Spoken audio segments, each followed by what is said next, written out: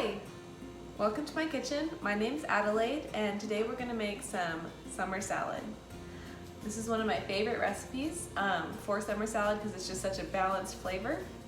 So first, talking about the ingredients that go into the dressing and how to make a good tasting salad dressing to make it take its balance, we need to consider the main 4 flavors that are going into our salad dressing.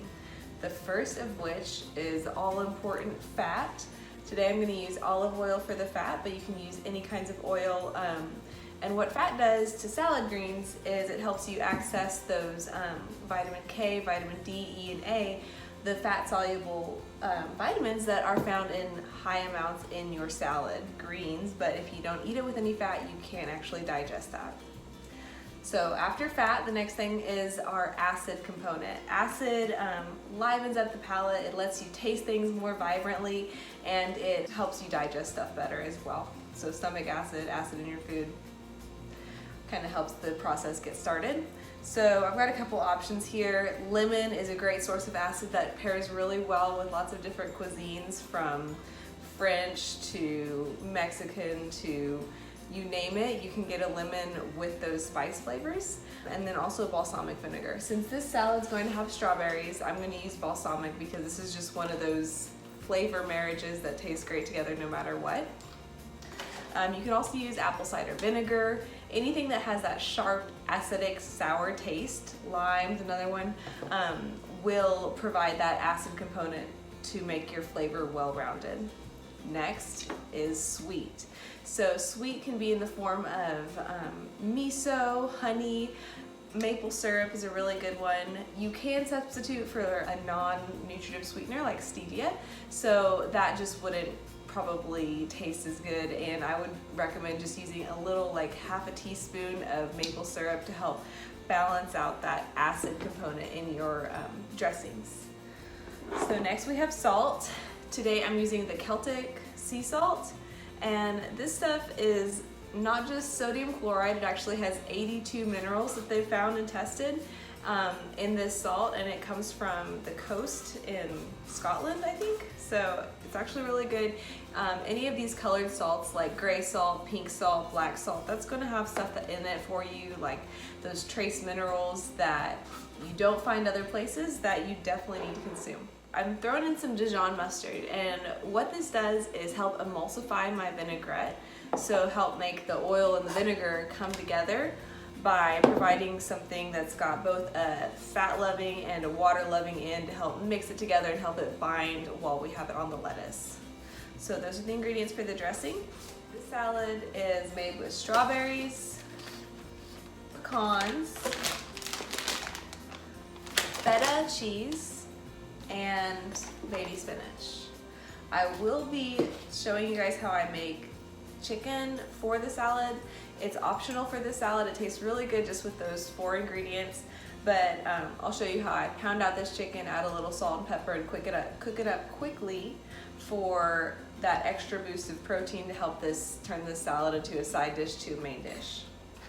I've got my chicken out of its bag, and I've got it kind of cleaned off. The breast tenders are separated from the main part of the breast, and I've got it salt and peppered. You want to try to dry your meat off before you cook it. So what that's going to do is encourage the browning reaction. So any meat that you're making, whether it's shrimp, chicken, beef, if you're wanting that nice crisp outside, you want to dry it all the way off with paper towels before you get started. So I've already done that, and I'm going to put one piece at a time, food safety first, put it in a Ziploc bag, get it nice and flat, and then I'm going to give it a few whacks.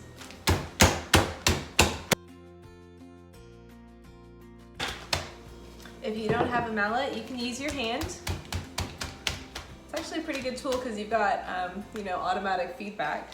So you want this to be about ½ an inch in thickness when you're done with it, and get all your chicken pounded out nice and thin, and then we'll cook it. So I've got a non-stick pan on the heat here. I'm going to put it on medium heat and grab some spray oil to get it ready. As your chicken's cooking, add a little extra salt and pepper to it. Since we're not marinating it for any extended period of time. The salt and pepper is our only seasoning additive. Be a little generous here. Not too salty though. So it'll go just for about 3 or 4 minutes per side.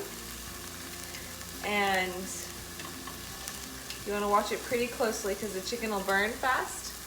If you like me and you like to be safe, you can go ahead and get your thermometer ready for this chicken. We're going to cook it to about, it needs to cook up to 165 to be safe, but we want to cook it to about 155 and then turn it off, like pull it off, because then that last 5 or 10 degrees will happen when it's sitting on that plate finishing cooking. The second batch of chicken is cooking.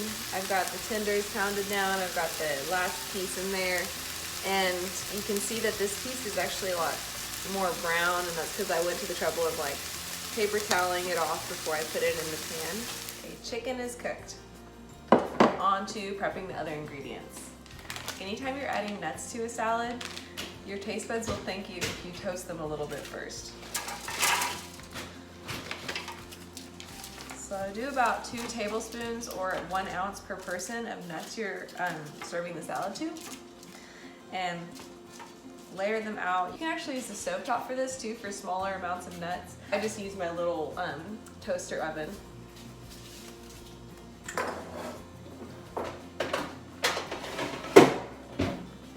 Okay, nuts are in. Those will need about 5 or 10 minutes, not very long. As soon as you start smelling them, you need to pull them out of there and keep a close eye on it, because they will go from perfectly golden and deliciously aromatic to, oh my gosh, this is burnt. I don't want to eat this or feed this to my worst enemy. Our next ingredient, feta. I love feta cheese. It's got a lot of protein for as much fat as it has. And I just like the taste. It's so like strong and salty and delicious.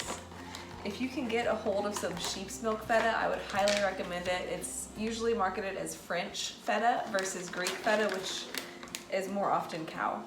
Sheep or goat milk tends to be less inflammatory and a little bit easier for people to tolerate who don't do as well with that sort of thing. And by that sort of thing, I mean lactose. So I got the chunk of feta. They also come in crumbles. I like crumbling it up myself because I like the bigger crumbles. So again, you can eyeball this here to do about 1 inch cube per person of salad that you're making. So get a couple pieces, cut off of that, and then I'm going to do the actual crumbling on the salad, so I'll put those off to the side. Talked about shallot a little bit earlier. It's actually going into the dressing component, but we'll go ahead and chop it up right now.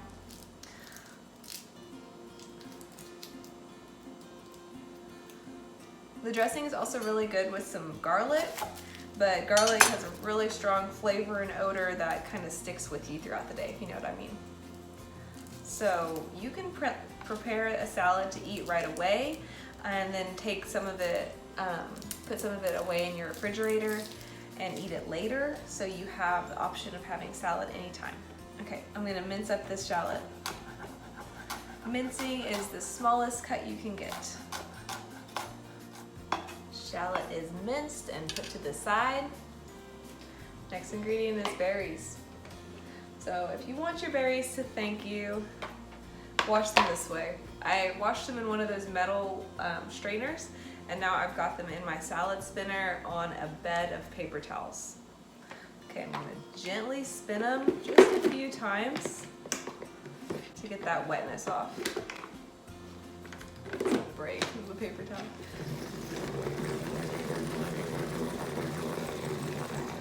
Berries, vegetables, anything you're putting into salad.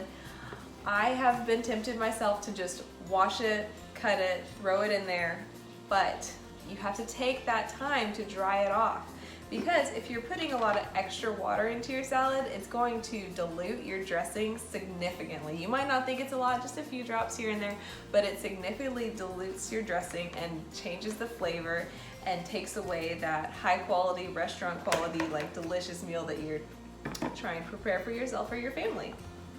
So anytime I open up a box of berries, I like to go ahead and just prep them all. So I'm not gonna make all this for the salad. I'm gonna do a little under half of this for the salad, like 6 ounces. And then the rest I'm just going to hull and put in another container to be able to grab and go when I want a snack. Spinach. This is the salad part of this salad. And I get the baby spinach, it's already been washed 3 times, so I don't have to wash it again, which is awesome because then I don't have to dry it again, which is very important. You want to dry any salad greens that you washed super thoroughly because it makes them wilt really quickly if they have water on them, even though they're gonna wilt once you put the dressing on. So for spinach, it's got these really kind of thick, flat leaves. So what I'm going to do with the other salad ingredients, mainly the strawberry and the chicken, is that I'm going to cut it into slices that are kind of similar that will be able to layer easily with the spinach. Something I notice a lot of times in homemade salads is that all of the little nice ingredients fall down to the bottom of the lettuce, and that's because they were cut in a way that made them fall right through. So this is what I'm doing with the strawberry. I've got my shallot ready, feta's ready. Now we're gonna make the dressing. Use a big bowl for the dressing.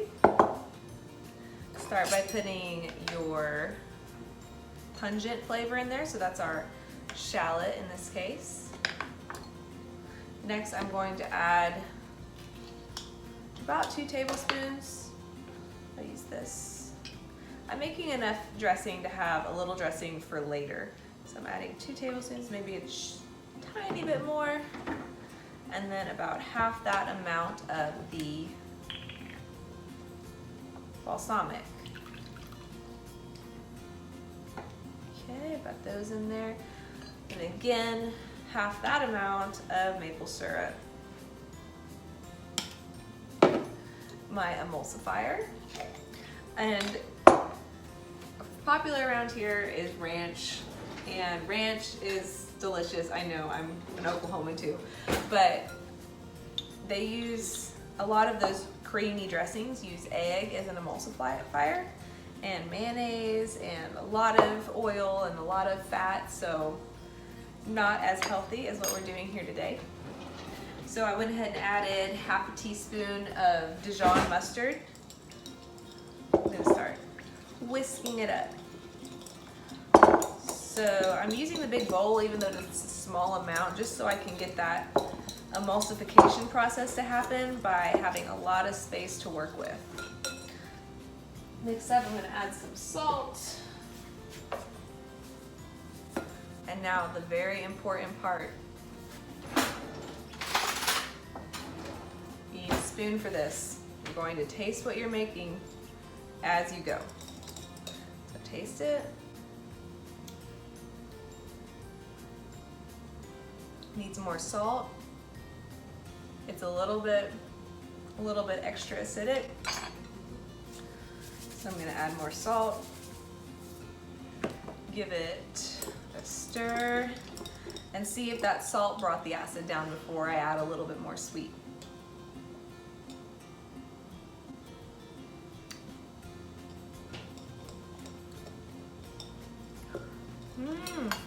Tastes pretty good. I want to add a little bit something else. I think I do want to add a little bit of pepper. Pepper is a great spice because it just makes everything taste a little bit more of itself, so it doesn't overwhelm as long as you don't use too much. Mixing that again, and again we're tasting. So good. Okay, so what that Dijon mustard did was make everything stay together better. So it's nice and shiny and holding together. Coarsely chop your nuts once they're toasted.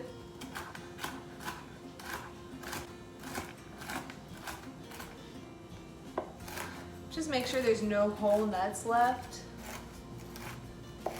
I've got my nuts chopped here. I'm going to put some aside. I've actually got everything put aside except what I'm going to eat right now. So this is what it looks like to have salad ready to go in your refrigerator. I've got my spinach with feta right here. I put the rest of the dressing in this little 2-ounce container. You can find these at Walmart or the chef store, and you have to get a lot of them at once, but it really is a life hack to be able to have your salad dressing separate from your salad, especially if you bring it to work or somewhere. The chicken's in its own bag, strawberries are in their own bag. Everything's seasoned, everything's ready to go. I've got the nuts here in another little ramekin, but here we go, ready to go salad. To toss your salad, I poured out most of the dressing and I just had a little bit left in the bowl that I made it in. So I use my hand. You can use tongs if you want to, but I find my hand works really well for this job and I don't mind getting a little dirty.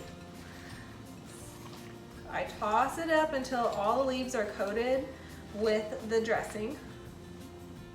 So all my leaves are nicely coated in dressing. Last step, plating. One of the most often overlooked, but also, in my opinion, most important aspects of food is its presentation. So if I just glop everything on here, it doesn't look very beautiful, and therefore it doesn't look very inviting to eat. And when you're feeding people, like older people, kids, people that don't have a super good appetite anyway, how the food looks on the plate is going to be even more important. So for this salad, I am placing stuff so it's like in a line going across the plate. All of the ingredients are visible. I'll show you what it looks like.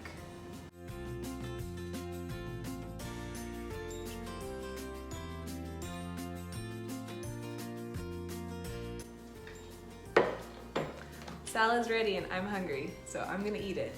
Before I go, let me remind you a few things. When you're making a salad dressing, you want to keep the balanced taste in mind. So we're going for something sweet, salty, acid, and fat.